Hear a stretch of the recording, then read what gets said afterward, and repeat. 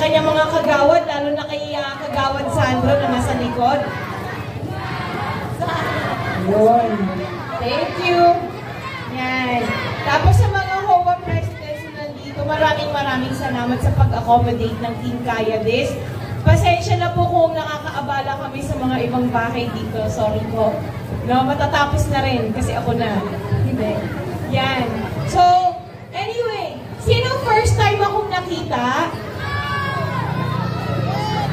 Iilan na lang, halika usap na lang. Tayo na lang mag-usap. Joke. Anyway, gusto ko happy vibes.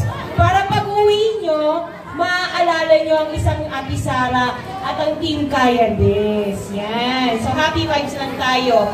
So, ako pala si Ate Sara. Isa ako sa may-ari ng St. Gerard Construction na mas kilala nyo. Tama ba? Yung isang may-ari, yung aking better half, si Kuya Curly Vizcaya na nasa bahay. At syempre, hindi po totoo ang chismis na iba ang may-ari ng St. Gerard, no? Ang Gerard, pangalan ng panganay ko na anak. Nakasama ko, ayan, si Gerard. Ayan. Kasama ko si Gerard. Totoong may Gerard. Anyway, isa akong builder-developer, kaya nung dumadaan ako kaninang umaga, ay maraming salamat ulit din sa lahat ng mga bahay na nagbukas ng kanilang mga pinto para i-welcome ang Team Kaya This. Sobrang warm ng welcome ng Barangay Pinagbuhatan. No? Ang sarap nyo pala magmahal, no? So, nung umiikot kami, talagang welcome na welcome kami dito. Pero napansin ko, no, ang pangit ng mga daan nyo na nangyari. Napabayaan ba kayo? Yan. Kasi syempre, builder-developer ako, nakakahiya yung mga kalsada. Gusto natin, if pala rin tayo, ayusin natin lahat yan. Parang yung iba walang drainage, no? Sino naka-attend ng medical mission dito? Yan. May binayaran? Diba? Free? Kasama pang libreng haircut, libreng mani-pedi, tsaka may masahe pang kasama, complete package. Kumbaga, pahapyaw lang yan o patikim kung anong kaya gawin ng Team Kaya This. Pero ang pangarap natin, syempre, magpatayo ng isang 11-story na ospital. Nabanggit naman ni Consi Junjun kanina na gusto natin magpatayo ng isang ospital na walang babayaran. Kasi gusto ko din malaman kung chismis ba or totoo. Pag nahatid kayo sa ER kung may sakit kayo, talagang may na-welcome ba kayo ng monoblock tapos nakaswero kayo? Walang stretcher? Totoo ba? Ha? O yan.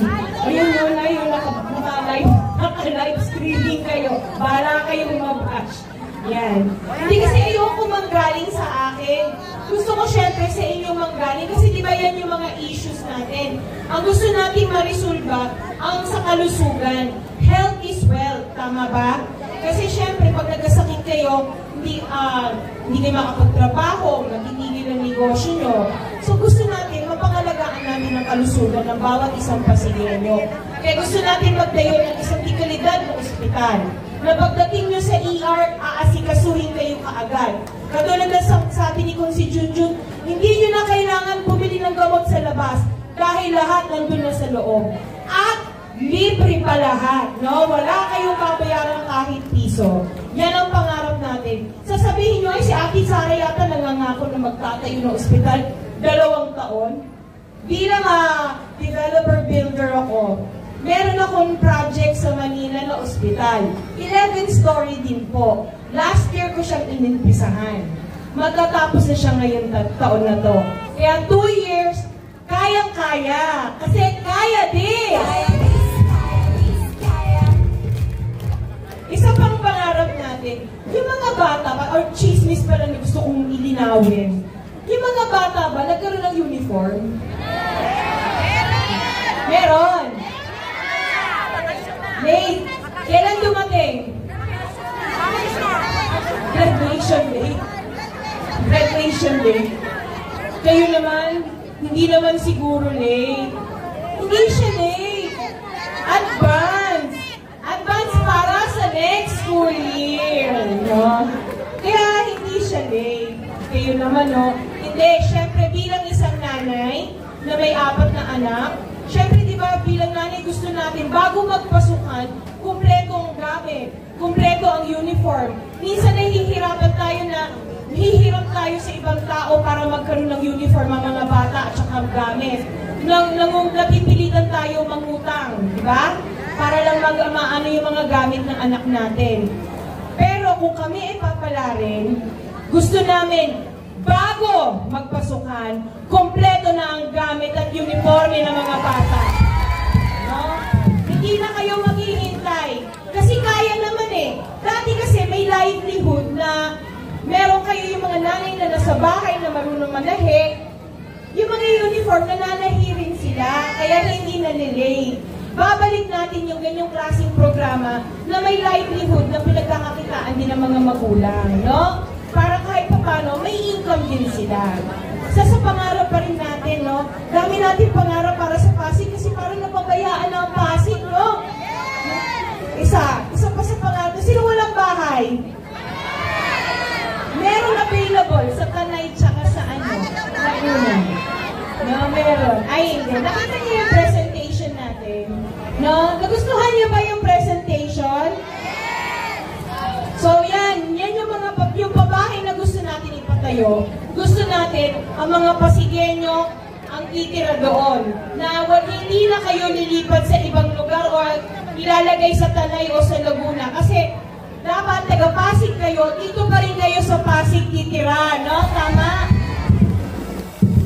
Or kaya, katulad ng binabanggit ni Pres sa Alan kanina, gusto natin na maibigay. Ha?